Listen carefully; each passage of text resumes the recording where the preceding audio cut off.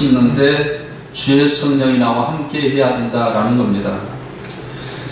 주의 뜻을 따라 살아가는 것이 우리의 삶의 승리의 비결인데, 그것이 뭐냐 그러면 주의 성령이 우리에게 임하시고 주의 성령의 내주하심과 주의 성령의 충만함으로 살아가야 되는 것을 말하고 있다라는 것입니다.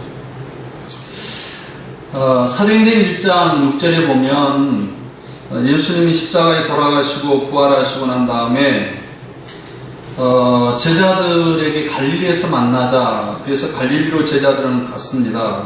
그리고 거기서 갈릴리에서 제자들을 만났을 때에 제자들이 예수님께 물어보는 말이 있습니다.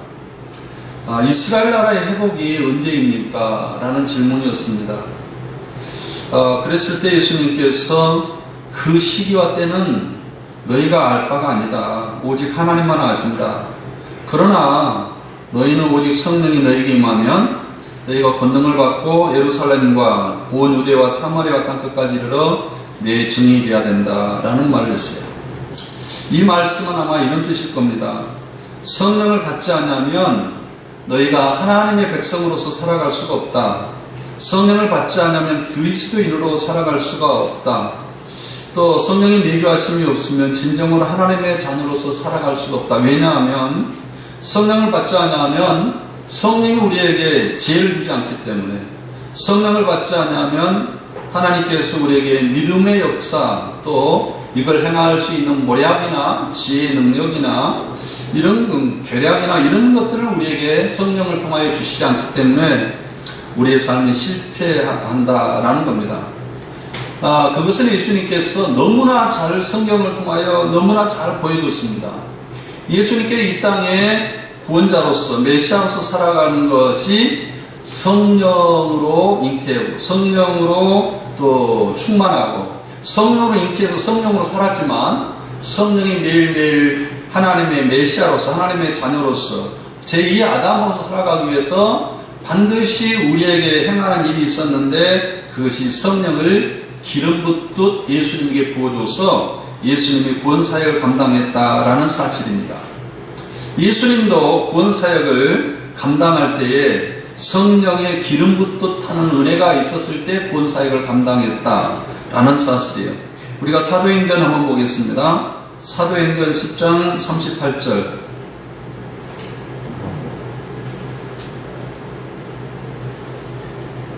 사도행전 10장 38절 함께 읽겠습니다. 시작. 하나님이 나사렛 예수에게 성령과 능력을 기름 붓듯 하셨음에 그가 도로 다니시며 선한 일을 행하시고 마귀에게 눌린 모든 사람을 고치셨으며 이는 하나님이 함께 하셨습니다. 성령이 예수님에게도 성령으로 잉태하고 성령으로 자라고 성령으로 충만하고 성령으로 내주하신 예수님에게도 매일매일 성령이 기름 붓듯 해서 예수님께서 두루다니며 선한 일을 행하기도 하고 눌린 자를 고치기도 하고 병자를 고치기도 하고 하나님의 일을 행했다라고 말을 하고 있단 말이에요.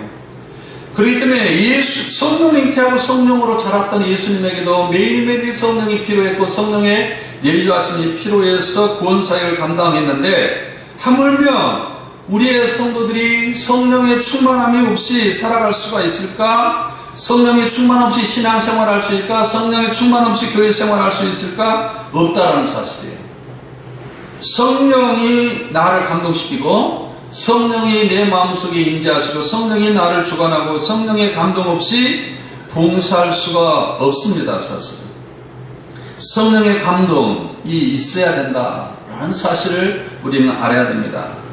먼저 우리는 이사야서의 이 성령, 예수님에게 임하는 성령이 어떤 성령이며, 그리고 예수님이 성령이 임했을 때에 성령을 통하여 어떤 사역을 했는지에 대해서 이사야서는 너무나 11장에 너무나 잘 설명하고 있습니다.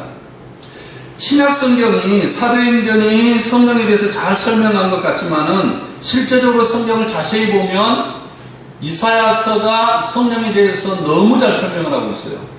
그 다음에 요한계시록이 성령에 대해서 잘 설명을 하고 있습니다. 그래서 성령 그러면 사도행전이나 고린도전서나 이런 쪽에를 생각할 가능성이 있는데, 성령을 이해하기 위해서는 이 이사야서 11장을 이해하지 않냐면 성령이 왜곡될 가능성이 있어요. 그래서 오늘 본 말씀을 여러분들이 예수님에게 임하는 성령이 나도 임하고, 예수님이 성령의 내주하심과 충만하심으로 인하여 구원사역을 했던 것처럼 나도 예수님의 내주하심과 성령의 충만한 그걸로 인하여서 내가 신앙생활을 잘 감당해야 되겠다라는 것을 우리가 깊이 알려면 바로 이사야서 11장에 있는 말씀을 자세히 알 때에 비로소 내가 이런 성령을 받아야 되겠다, 성령을 왜곡시키지 아니한다라는 사실을 우리는 알아야 될 것입니다. 자, 오늘 본 말씀을 보면 이사야서에 다시 들어오면 이새의 줄기에서 한 싹이 나며 그 뿌리에서 한 가지가 나서 결실할 것이요 그 이후에 여호와의 영 곧 지혜의 영, 총명의 영, 모략과 재능의 영, 지식과 여호와를 경외하는 영이 강림하리니. 예수님에게 임하는 성령은 방언을 말하고 예언을 말하고 이런 것보다 어떤 성령이 임했냐면 지혜의 영. 지혜는 뭐예요? 하나님을 알고 하나님의 뜻을 알고 하나님의 의가 무엇인지를 알고. 총명은 뭐예요? 내가 어떤 일을 행할 것인지, 내가 이렇게 목표를 정하고 내가 여태까지 죄로 인하여 살았는데 죄로 인하여 사는 것이 아니라 의로 인하여서 내가 주님 나라를 위해서 살아야 되겠다라는 이 총명의 영. 모략은 뭐예요? 모략은요, 물론 이건 나머지에 자세히 설명하겠지만 여호와를 아는 지식과 내가 어떻게 살아가야 될 그 총명이 있으면 모략이 계획이 세워지게 돼 있어요. 전쟁에서 내가 이렇게 해야 되겠다, 하나님의 뜻을 교회에서 이렇게 펼쳐야 되겠다, 이런 일을 해야 되겠다라는 모략이 있습니다. 계획이 있어요. 하나님께서 이런 예수님에게 임하는 성령은 그런 계획을 주셨단 말이에요. 그래서 예수님께서 내가 이렇게 하나님의 아들로서 이렇게 살아야 되겠다라는 모략을 가지고 있었습니다. 그래서 사탄에게 나가서 승리하고 사탄의 머리를 상하게 하는 모략이 있었어요. 그러면 모략만 있으면 뭐합니까? 능력이 있어야 돼요. 재능의 영. 성령은 재능이라 그러면 달란트 이렇게 생각하는 것이 아니라 히브리 원문에 보면 재능은 능력의 영이라 이렇게 표현됐어요. 그래서 능력. 재략, 하나님의 지혜와 총명과 이런 계획을 세우는 모략이 있으면 그것을 행할 수 있는 능력을 예수님에게 부어주셨던 그 재능의 능력이 있었습니다. 그 다음에 지식. 여호와는 이 세상을 아는 지식이나 학문을 아는 지식 이런 것뿐만 아니라 여기의 지식은 예수님에게 임하는 이 세상을 아는 여호와를 알고 그런 지식이 여호와를 경외하는 영으로 강림을 했다, 이렇게 표현하고 있다는 사실이에요. 그렇기 때문에 성경에 우리가 성령을 받으면 지혜가 총명해지고 그래서 하나님을 알게 되고 내가 어떻게 살아야 될지, 어떤 삶을 살아야 될지, 내가 이렇게 삶을 살아가지 말아야 되겠다라는 성령이 충만하면 그런 충동이 생기게 돼 있어요. 그 다음에 내가 이런 계획을 세우고 이렇게 해야 되겠다, 또 그런 계획과 능력과 이런 것들이 예수님에게 임했던 성령이 우리에게 임한다면 그런 능력이 우리에게 있어지게 돼 있단 말이에요. 그런데 이사야서 11장이나 이런 기초적인 성령에 대한 이해를 못함으로 인하여서 성령을 능력이니, 물론 능력도 일부적인 표현이지만 성령의 지혜로운 판단을 하지 못한다라는 사실을 우리는 이해해야 될 것 같아요. 자, 그러면 이사야서 11장의 구조는 1절부터 5절은 메시아에게, 예수님에게 임한 성령의 역사가 어떤 역사인가 이걸 말하고, 그 다음에 메시아가 성령이 역사가 임하면 그가 메시아로서 이 땅을 다스리는데 이 땅에 어떤 열매가 맺어질 것인가. 그래서 독사들이 서로가 그때 6절에 그때 이리와 양과 함께 폭음이 어린 염소와 함께 누우면 송아지와 어린 사자와 살찐 짐승이 함께 있어 어린 아이에게 끌리며 염소와 곰이 함께 먹으며, 여기 보세요. 어린 양과 함께 살며 표범의 어린 염소와, 표범이 가장 좋아하는 것은 어린 염소입니다. 그 다음에 사자가 가장 좋아하는 것은 그 송아지예요.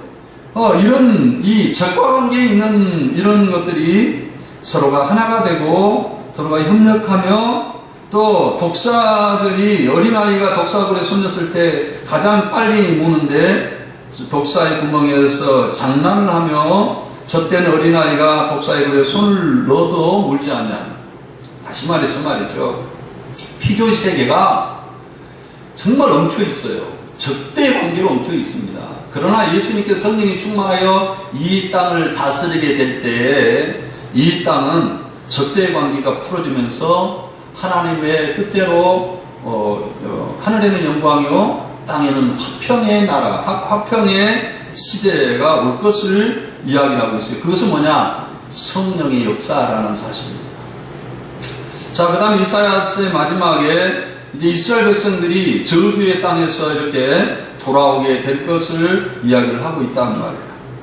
자, 우리가 먼저 이제 이것은 한 3주 거쳐서 이 이사야서 11장에 대한 이야기를 할 텐데, 이 11장에 대해서 여러분들이 자세히 알기 위해서 먼저 성령론의 기초를 먼저 좀 알아야 될 것 같아요.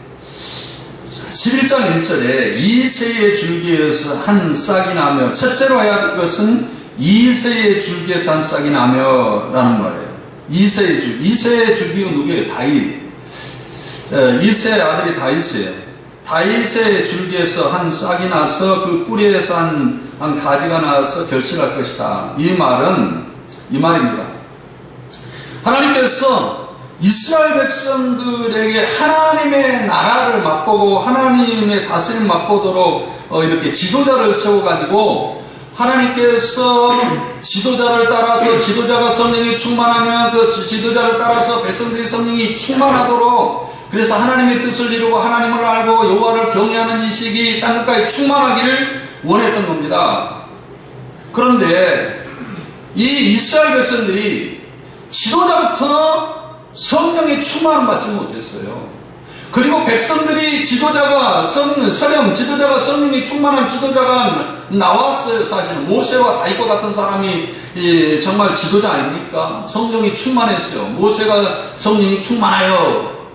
그런데 모세가 성령이 충만했다 할지라도 백성들이 매일 불순종하고 성령을 거스리고 성령 불순종해서 이스라엘 백성 자체, 이 나무 자체가 성령이 충만한 나무가 되고, 이 고목이 되어서, 큰 나무가 되어서 성령으로 인하여서 열매를 맺고, 희락과 화평의 열매를 맺고 이래야 되는데, 이 이스라엘 백성들 지도자도 성령이 충만한 사람이 없을 뿐만 아니라, 충만한 사람이 나와도 백성들이 성령이 충만하지 못해가지고, 지도자 있는 성령조차도 다 까먹게 만들어서 고목이 되었어요. 썩게 만들었어요. 이스라엘 백성들에게 소망이 없는 겁니다. 그런데 이 소망이 없는 이스라엘 백성들을 그냥 놔둔 것이 아니라 거기에서 예수님을 보내가지고 예수님에게 성령을 주셔서 예수님이 성령으로 통치할 때에 이스라엘 백성들이 회복되는 역사가 있다라는 것을 설명하기 위해서 이새의 줄기에서 한 싹이 나며 그 뿌리에서 한 가지가 나서 결실할 것이요 라는 말로 표현하고 있단 말이에요.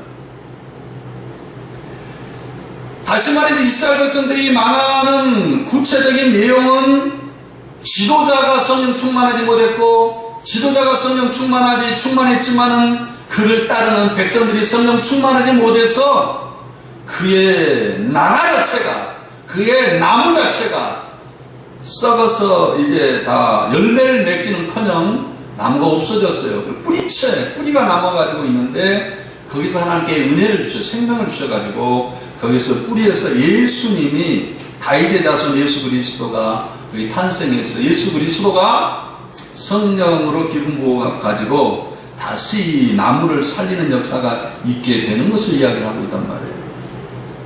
자, 우리는요, 하나님이 첫째는 이것을 알아야 돼요.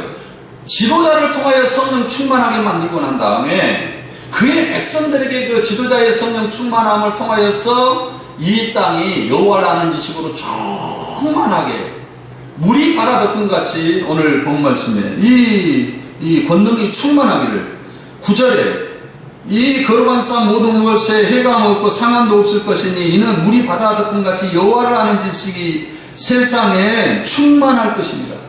세상이 요한하는 지식으로 충만하기를 원했어요. 뭘 통하여서? 지도자가 성령 충만하고 백성들이 성령 충만함을 통하여서 이 땅이 요한하는 지식으로 충만하기를 사실은 원했습니다. 그런데 그렇지 못했어요. 자, 보세요.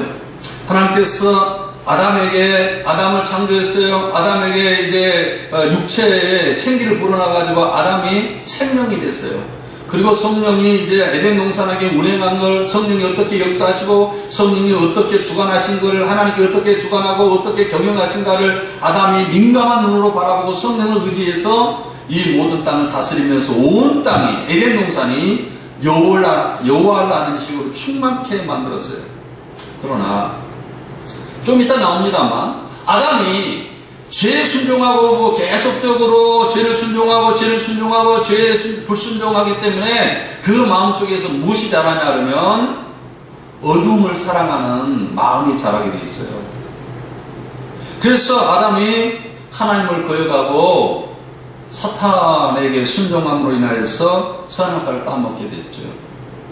그래서 이제 여호와를 아는 지식이 충만하지 못했어요. 여호와를 알지 못했어요. 영생하지 못했어요. 그리고 이제 아담 이후에 하나님께서 계속적으로 이 땅에 있는 모든 백성들이 지혜의 성령을 이 사람들에게 주어가지고 성령이 충만해서 여호와를 알도록 만들어야 되는데, 성령을 통해 여호와를 알도록 만들어야 되는데, 지혜를 주셔서 여호와를 알도록 만들어야 되는데 그럴 사람이 없었어요. 하나님께서 은혜를 베풀었는데 최초의 성령의 사람이 나타나게 됐는데 그 사람이 누구냐면 구약 성경의 요셉이 아담 이후에 최초로 성령의 사람이 나타나게 됩니다. 그래서 요셉이 형들에게 미움을 받아가지고 이제 애굽의 노예로 끌려가게 됩니다. 그런데 거기에서도 요셉이 성령이 충만했어요. 그래서 요셉이 보디발의 집에서 그렇게 여러 가지 어려움을 당했지만 바로의 꿈을 이렇게 해석을 합니다. 성령의 사람으로 살아갈 때에 바로도 또 보디발도 모든 사람이 여호와를 알기 시작한 거예요. 그리고 뭐라고 이야기합니까? 요셉이 이 애굽의 학문을 배운 것이 아니라 하나님께서 자기를 경영하고 하나님께서 자기의 성령이 충만해서 자기를 경영하신 그것을 의지해서 성령으로 인하여 살고 성령으로 충만했었을 때에 그 나라, 애굽의 나라가 문제가 있었습니다. 가난의 문제, 또 기근의 문제가 있었을 때에 성령의 능력으로 그 문제를 해결할 때 바로가 이 요셉을 보면서 이 하나님의 성령에 감동된 사람을 내가 어떻게 만날 수 있을까 하면서 감동을 하면서 여호와를 알기 시작하는 거예요. 창세기 한번 보겠습니다. 창세기 41장 38절. 창세기 41장 38절 같이 한번 읽어보도록 하겠습니다. 시작. 바로가 그의 신하들에게 이르되 뭐라고 이야기했어요? 38절에 하나님의 영에 감동된 사람을 우리가 어찌 찾을 수 있으리요? 하나님의 영에 감동된 사람을, 이 애굽의 문제를, 이 가난의 문제, 7년의 기근이 들었을 때 그 문제 비축해가지고 또 이렇게 문제가 해결됐었을 때 하나님의 영에 감동된 사람이 어찌 이 사람을 찾을 수 있으리요? 많은 사람들이 하나님의 영으로 살아가는 것을 통하여 여호와의 지식을, 여호와라는 지식을 알게 되는 이 땅의 그런 축복을 하나님께 주셨던 것입니다. 여러분들이 성령이 충만하지 아니하면 여호와라는 지식을 다른 사람에게 알게 할 수 없어요. 정죄하거나 판단하거나 정말 괴롭게 만들죠. 요셉처럼 자기가 성령은 지혜의 영이에요. 총명의 영이에요. 모략과 재능의 영이에요. 지식의 영이에요. 여호와를 경외하는 이 6가지 영이에요. 이 6가지 영이 요셉에게 임했을 때 문제가 해결되는 것을 우리가 볼 수가 있어요.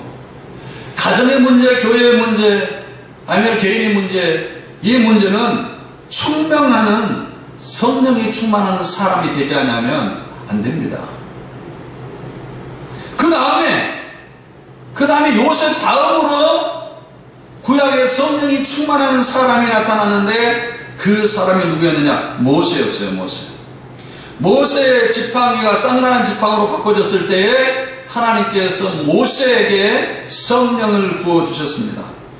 그리고 성령이 임했을 때에 모세에게 성령이 강림할 때 애굽에서 이스라엘 백성들을 구원해내고 또 광야에서 이끌어가면서 성령이 이스라엘 백성들을 통하여서 모세에게 임하는 성령에 이스라엘 백성들이 순종하고 그랬을 때 여호와를 아는 지식으로 충만하게 되고 홍해를 건너라 했을 때 홍해를 건네고 그랬을 때 여호와 하나님께 나와 살아계신구나 라는 여호와를 아는 지식으로 충만하게 되었습니다. 민수기 11장 25절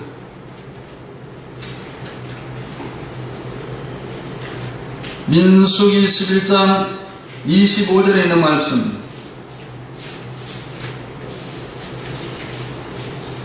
같이 한번 읽겠습니다.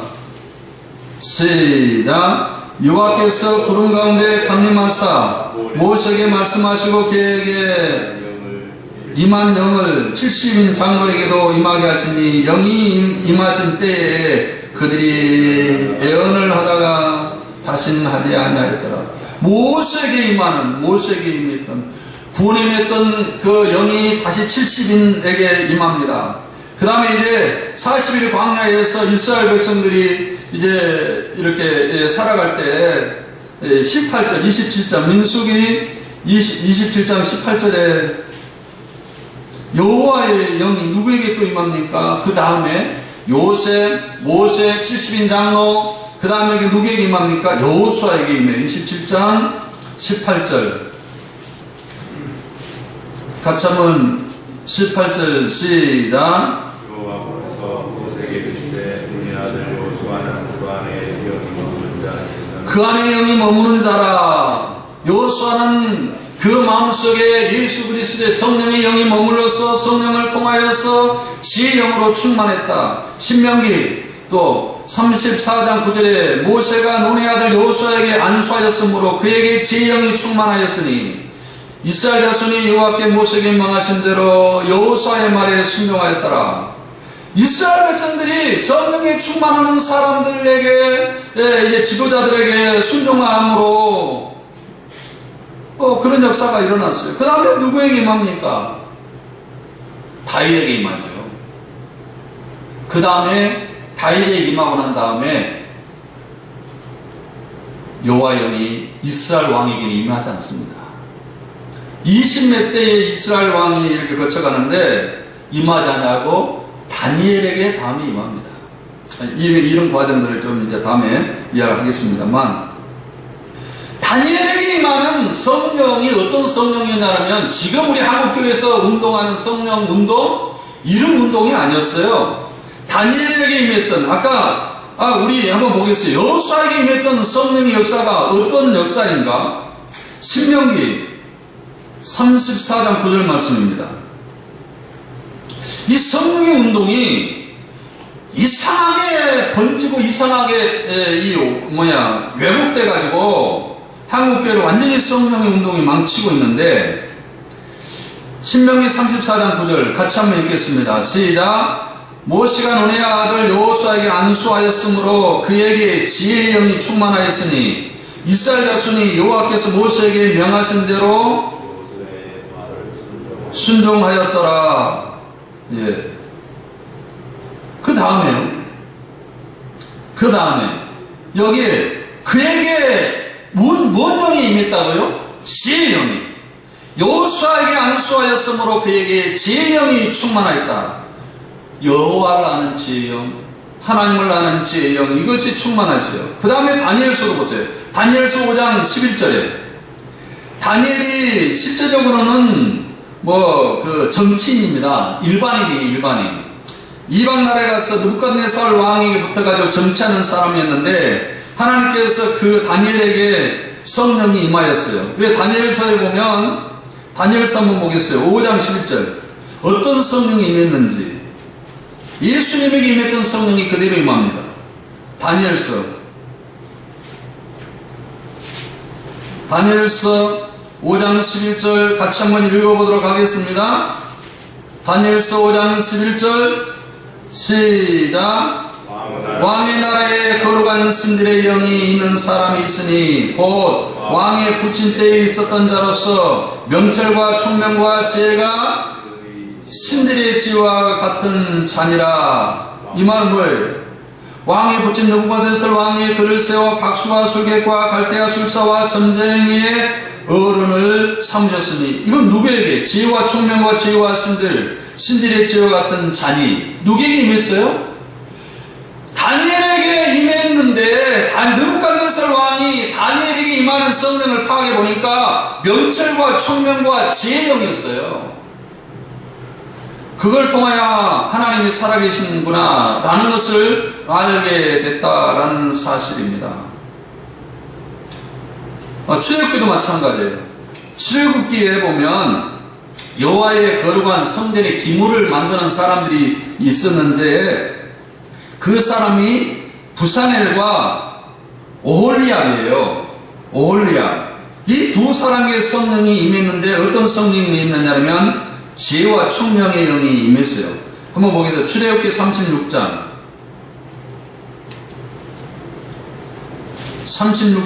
출애굽기 36장 1절.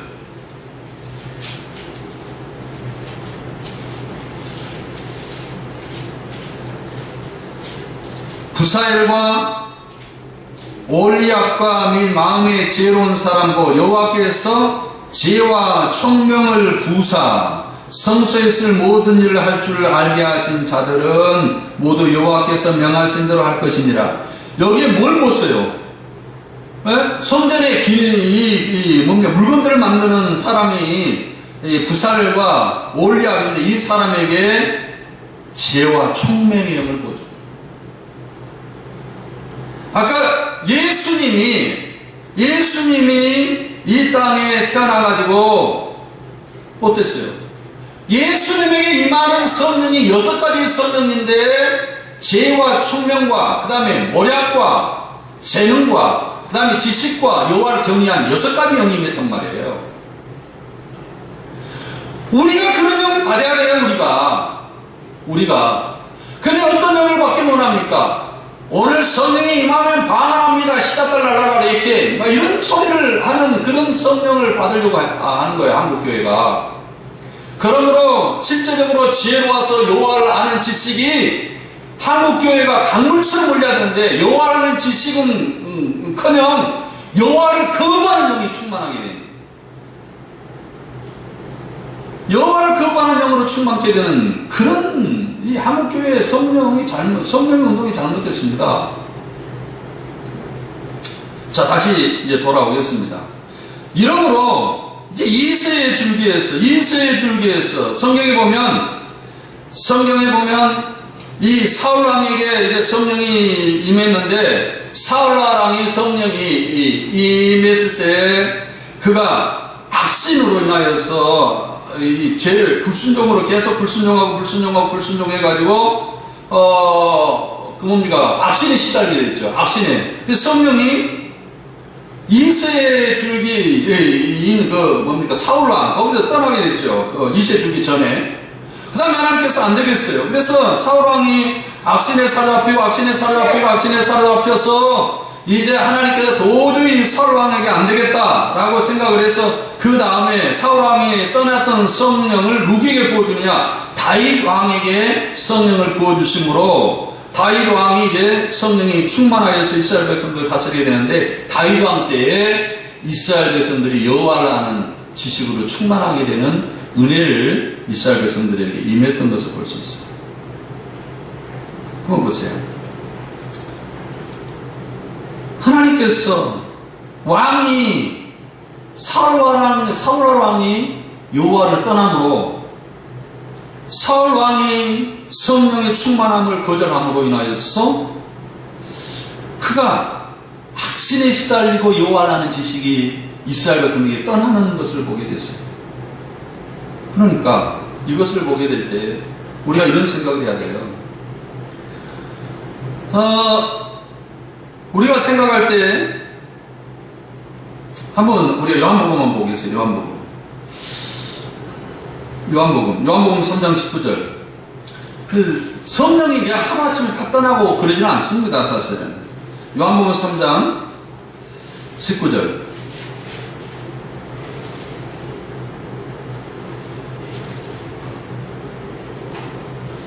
시작. 그의 정견이 이것이니고 빛이 세상에 왔을 때 사람들이 자기의 행위가 악함으로 빛보다 어둠을 더 사랑하니라. 여기에서 밑줄을 그을 것은 빛보다 어둠을 더 사랑했다. 뭐이? 어둠을 더 사랑하고 어둠을 더 좋아해요. 왜요? 그들의 행위가 악하기 때문에. 이 말을 뭐 사울에게 한번 적용해 볼게요. 내가 사울왕이 하나님께 성령의 감동을 줬어요. 계속 감동을 줬는데 계속 불순종해요. 그러다 보니까 어떤 생각이 드냐면 죄를 더 사랑하게 돼 있어요. 사람이 그의 행위가 계속적으로 불순종해서 행위가 악하면 어떤 결과를 우리가 빚어지게 되냐면 죄를 사모한다니까요. 의를 사모하고 순종하고 교회를 사모하고 이래야 되는데요. 성령이 역사하시는 것을 계속 내가 거절하면 마음속에 죄를 사모합니다. 이 신앙을 뭘로 아느냐 그러면 사람들과의 관계를 통하여 알 수 있어요. 목회자의 관계, 성도와의 관계. 나는 뭐 교회에 하나님과의 관계만 좋으면 되지 뭐 사람들과 관계 나는 안 좋아. 그리고 그냥 나는 신앙생활 적당해. 웃긴 이야기예요. 하나님께서 그 사람은요 이미 악을 행하고 있기 때문에 이미 어둠을 더 사랑하는 그런 증거예요. 뭐냐? 하나님께서 수없이 관계회복하다. 수없이 명령을 거절하고 하기 때문에 마음속에 이미 양심이 어둠을 더 좋아해서 이거 태가하는 겁니다, 사실. 이런 것도 하나의 예가 될 수 있어요. 다윗은 늘 성령이 충만했죠. 그럼 어떻게 될까요? 어둠보다 빛을 더 사랑했다고 했어요, 다윗은. 왜? 그 행실이 선함으로 악을 더 사랑하는 것이 아니라 선을 더 사랑하고 빛을 더 사모하게 돼 있어요. 사람이요, 순종하면 순종할수록 하나님의 말씀에 행위가 선하면 선할수록 빛을 더 사랑합니다. 행위가 악하면 악할수록 불순종하면 할수록 어둠을 더 사랑하고 어둠을 더 좋아하게 돼 있어요. 이 말이에요. 그러므로 사울에게 성령이 떠나서 성령이 역사하지 아니하고 어둠을 더 좋아하게 되어서 아담도 마찬가지야. 아담도 계속 불순종함으로 아담에게 성령이 떠나고 그가 육체가 되었죠. 왜 그랬어요? 이제 어둠을 더 사랑하기 때문에 불순종이 계속 반복됨으로 어둠을 더 사랑하기 때문에 그가 육체가 되었던 것을 볼 수 있습니다. 그러므로 다윗은 어땠어요? 사울이 성령이 떠났을 때 그 행동했던 것들을 옆에서 너무나 잘 봤거든요. 선을 사모하고 악을 사랑함으로 그러므로 옆에서 너무나 잘 봤기 때문에 뭐라고 다윗이 부르짖습니까? 자기가 범죄하고 난 다음에 죄를 범죄하고 난 다음에 무슨 기도를 해야 될까요? 하나님이여, 내 속에 정한 마음을 창조하시고 내 안에 정직한 영을 새롭게 하시옵소서. 이 기도였어요. 내 마음속에 정직한 영, 내 마음속에 여호와를 행하고 순종하고 하나님의 뜻대로 살아가는 그러한 정직한 영을 내 안에 다시 창조해 주십시오. 그리고 내 안에 정직한 영, 성령으로 인하여서 내 안에 새롭게 해서 날마다 내가 선한 행위를 통하여 빛을 더 사랑하고 하나님을 사랑할 수 있는 은혜를 나에게 달라고. 그리고 난 다음에 무슨 기도 있을까요? 나를 주 앞에서 쫓아내지 마시고 주의 성령을 내게에서 거두지 마시옵소서. 한번 읽어보겠어요. 시편 51편 10절.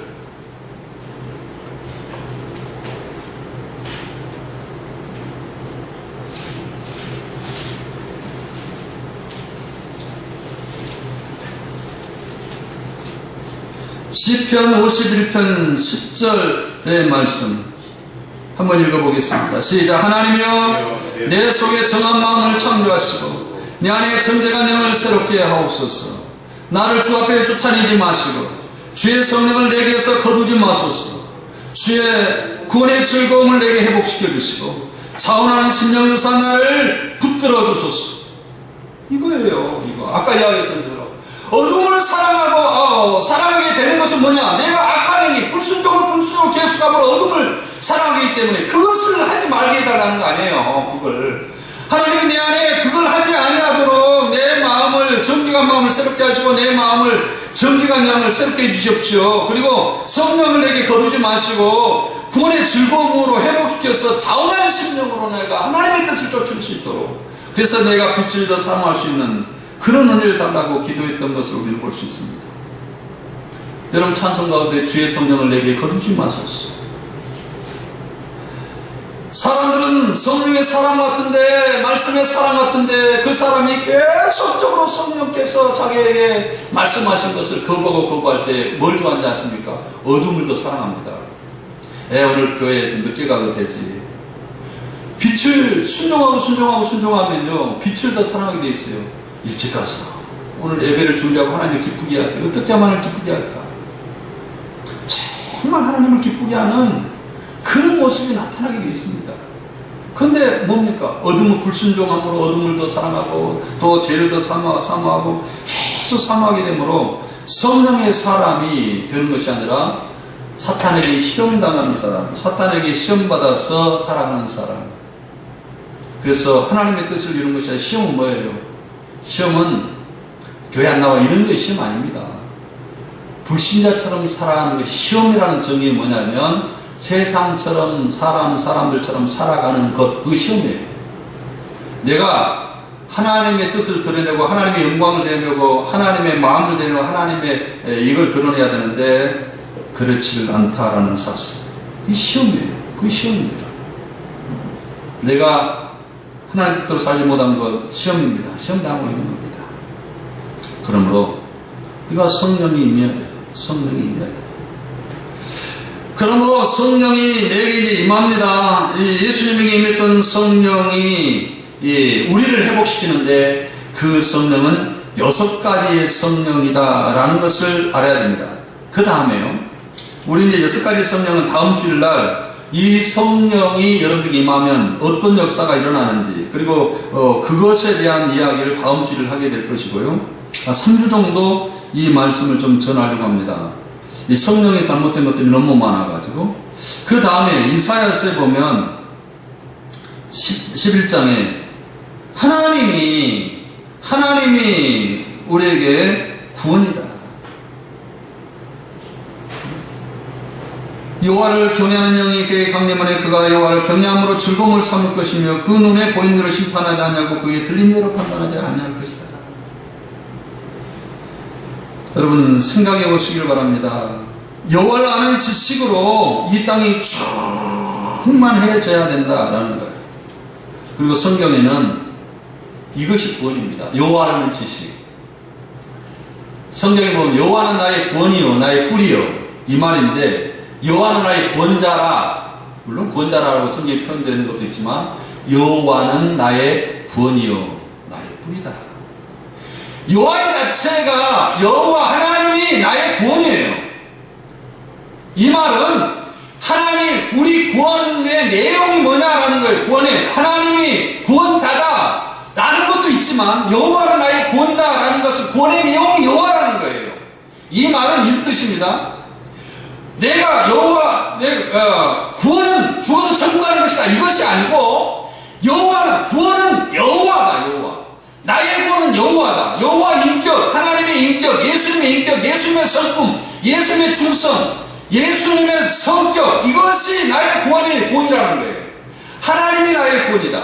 예수님이 나의 구원이다. 우리는 노래처럼 부릅니다. 여호와 나의 구원이시 나의 뿔이다 라는 말을 이야기하는데, 이것을 알기 위해서는 예수님이 받는 성령, 예수님이 받는 성령이 6가지 기능을 알아야만, 여호와가 나의 구원이구나, 여호와가 나의 구원의 전부구나, 이 구원론이 새롭게 정립되는 거예요. 나의 구원은 죽어서 천국 간다, 이 내용이 아니에요. 사실은 구체적으로 물론 죽어서 구원받으면 죽어 천국 가는 건 당연한 사실이에요. 그것이 구원의 내용이 아니라는 거예요. 뭘 구원의 내용입니까? 여호와의 인격, 여호와의 성품, 여호와의 영, 여호와의 지혜, 여호와께서 주시는 총명, 여호와께 주시는 재능, 여호와께 주시는 여호와를 경외하는 지식, 여호와를 경외하는 영, 이런 것들이 구원이란 말이에요. 구원의 내용이란 말이에요. 그러므로 사랑하는 성도 여러분, 여러분들이 성령 충만하지 않으면 여호와를 아는 지식이 충만할 수가 없습니다. 그래서 성령 충만을 어떻게 해야 돼요? 말씀에 순종하고, 또 말씀에 순종하면 순종할수록 여호와의 빛을 더 사랑하고, 빛을 더 좋아하고, 말씀을 더 좋아하고, 말씀 가운데 나가고 이게 심화되기 있어요. 점점 심화되기. 그러나 어둠을 더 좋아하고, 세상을 더 좋아하고, 세상죄를 더 사모하고 사랑한다. 이것은 내가 불순종이고 내 행위가 악하기 때문에 자동적으로 내 행위가 불순종해서 뭘 더 좋아하게 되냐면 자동적으로 세상을, 어둠을 더 사랑하게 돼 있어요. 어둠을 사랑한다는 증거는 이미 내가 행위가 악하기 때문에 어둠을 사랑하는 거고, 내 행위가 선하고 계속 순종함으로써 예수님처럼 빛을 더 사랑하게 되어 있다. 말씀만 즐겨갑니다. 물론 이제 다음 주일날 6가지 성령의 역사에 대해서 우리가 살펴보면서 여호와가 나의 구원의 전부다라는 것을 깨닫게 될 텐데, 구원의 전부가 여호와다라는 걸 깨닫게 될 텐데, 여러분들이 정말 그 말씀에 순종하고 빛으로 나가서 성령의 사람들이 되어 성령이 여러분들에게 거두지 말고 성령의 역사가 계속적으로 일어나서, 물론 고마도 이미 성령을 받았습니다만 이 성령으로 충만하는 성도가 되기를 예수 이름으로 축원합니다. 기도하겠습니다. 하나님 아버지, 우리가 성령의 사람, 성령의 지혜, 구원의 예수님, 구원의 하나님, 구원의 내용이고 구원의 전부고 구원의 완성품인 예수님을 우리가 닮도록 하나님께서 역사해 주시고, 날마다 우리가 행위가 악한 것이 아니라 우리 행위가 선할 수 있도록 늘 순종하여서 하나님의 뜻에 합당하는 성도로 만들어 주시옵소서. 예수님 이름으로 기도드렸습니다.